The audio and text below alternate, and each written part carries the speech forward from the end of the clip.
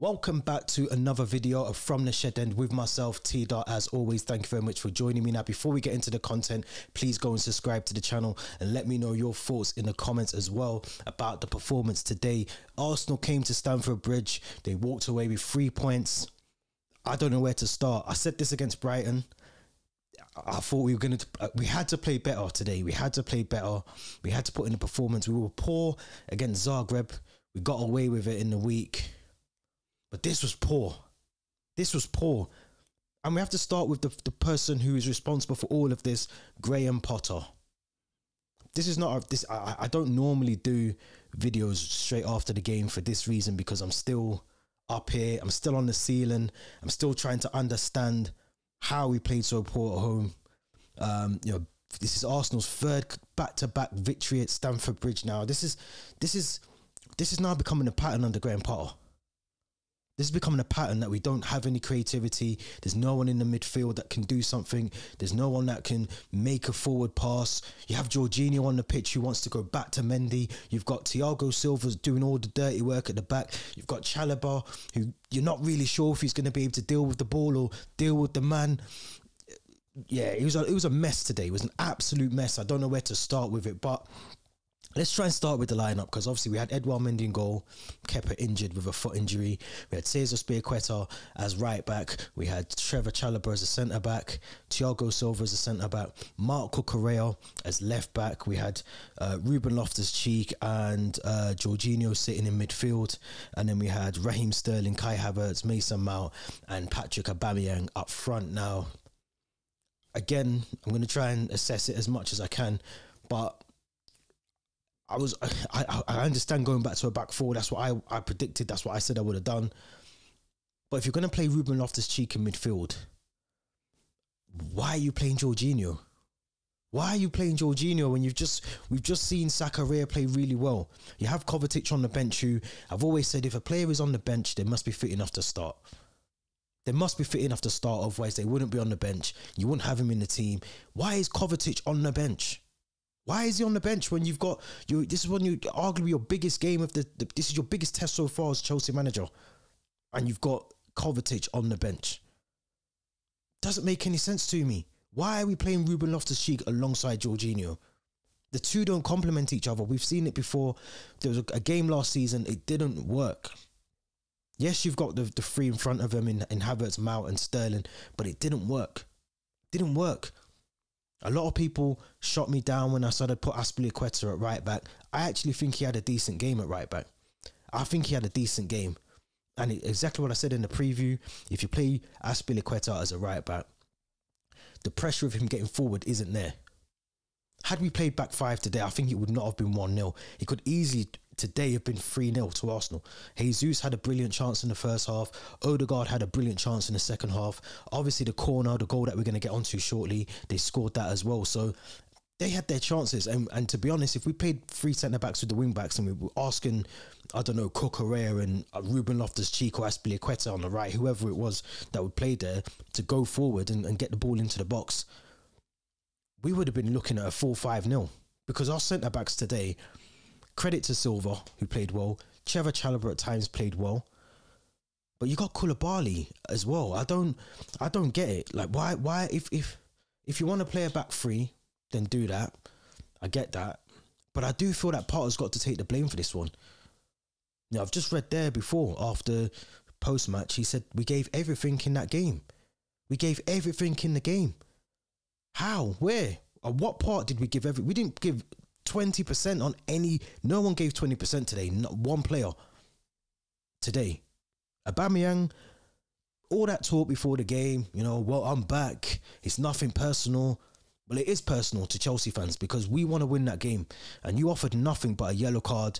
No shots on target, no shots off target. Didn't offer anything going forward. Was not closing down the goalkeeper. Ramsdale was having all the time in the world to just clear the ball. There was no pressure on the centre-backs, Saliba, Gabriel. There was nothing from Aubameyang. Not one thing he did today at all that I can even think of that he did. Sterling, again, there was times on the ball, he's just looking around. He's more concerned about who'd... As a player, a forward-thinking player, before you've received the ball, you have to know what you're doing with the ball. That's just basics. They teach you that as you grow up in football. If you haven't got the ball's coming to you. You should already know. This is why Paul Scholes is one of the best footballers in the world. This is why Paul Scholes is up there. This is why Frank Lampard is up there. This is why Zidane was up there. This is why all these players that know where they're going to put the ball, this is why they know what they're doing. Sterling gets the ball and he'll look around. He'll think about things. He'll sit back and think, who should I? Oh, there's no one on. And before you know it, they've got the ball. They've got the ball because he hasn't done anything with it.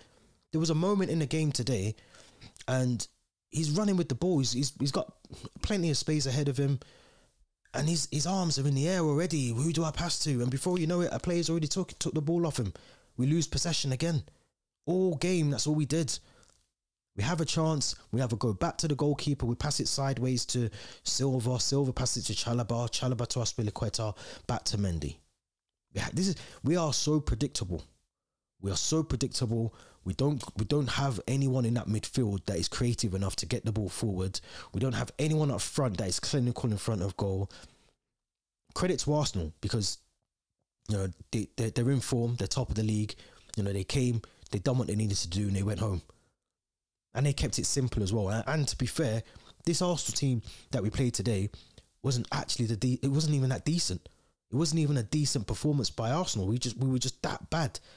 It was that bad of a performance today that, we have to start asking questions. We really do. We have to start asking questions. Sterling, how Sterling stayed on the pitch for 97 minutes is beyond me. I really don't know how Sterling survived that game. The subs that came on, Kovacic, Broja, Pulisic, Gallagher, none of them affected the game. Not one of them done anything in the game, really. Gallagher got booked, I think. I think Pulisic gave a foul away pretty much as soon as he came on. Like, no one done anything. This is one game that we had to win because you go into that game in midweek, Carabao Cup. Can you really afford to rest people? Can you really afford to go into that game and drop the likes of Aubameyang, Sterling, Mount? Do you really want to progress in the Carabao Cup? I would say we'd have to try and win a trophy this season. And if we're being realistic, that is probably the trophy that we're aiming for. If we're going to be realistic, top four looks like a very distant. It looks far away right now, and I don't know realistically how we get there. I know fans will say, Potter's missing Kante, he's missing Reece James. We're missing Kepa in goal, Wesley Fofana. But it doesn't matter. It's not the fact that we lose these games, it's how we're losing them, which is, as a Chelsea fan for me, that's worrying. How we lose the games, how we lost to Brighton, how we lost today against Arsenal. It's the performance. We're not going to win every game. So I get that. But it's how we lose the game. You can't play that bad against Arsenal at home. Their fans were the loudest fans I've heard for 90 minutes. It's unbelievable. I can't believe, Potter's, he's got to start getting things right. And yes, there's players injured, but the performances are poor. It doesn't matter that we lose. Of course, we want to get 3 points, but if we lose, then lose with a bit of dignity, lose with a bit of pride, lose with a bit of fight. There's no fight on the pitch. There's no one on that pitch that's a John Terry. We haven't got a Diego, someone who takes the game by the scruff of the neck and gets the players going. We haven't got that. When you look around that team, there's not one player in that team that you think you can tell at half time they're going to go in and lay into the players. We haven't got that. We haven't got anybody that does that in that team. We haven't got a John Terry. There isn't someone that is just there to get into people.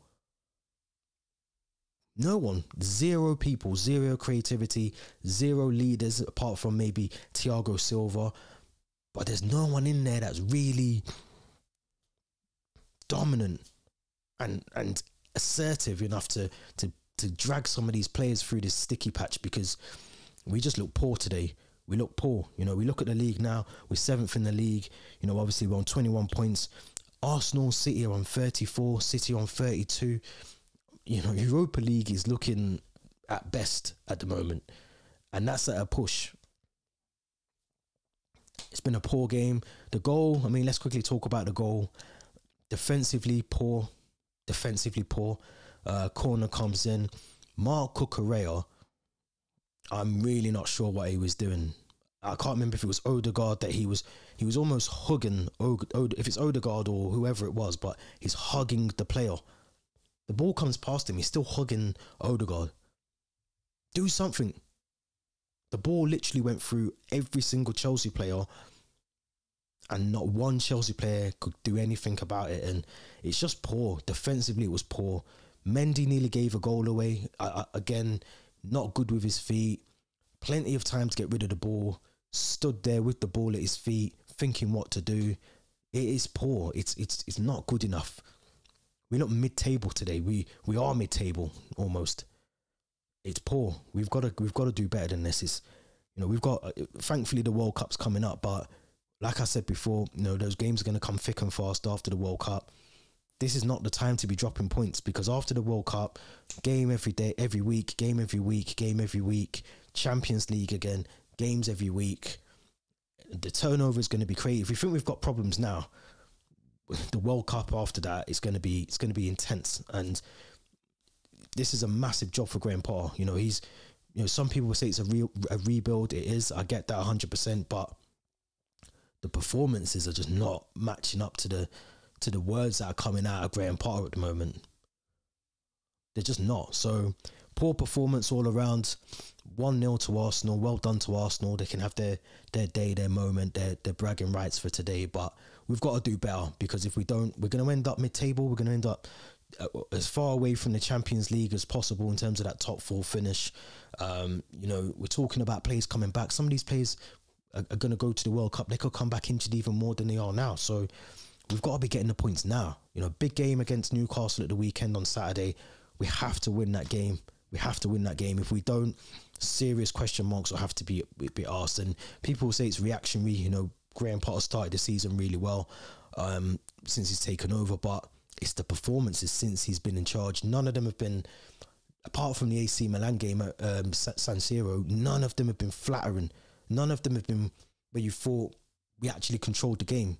We've won games, we've drew games, but we've never really had a really decent performance, and that's what's worrying as a Chelsea fan. But subscribe to the channel, let me know your thoughts, give me the likes, let me know what you think in the comments, hit the Linktree link in the description as well. This has been T.Dot. Until next time, stay safe, and thank you very much for watching.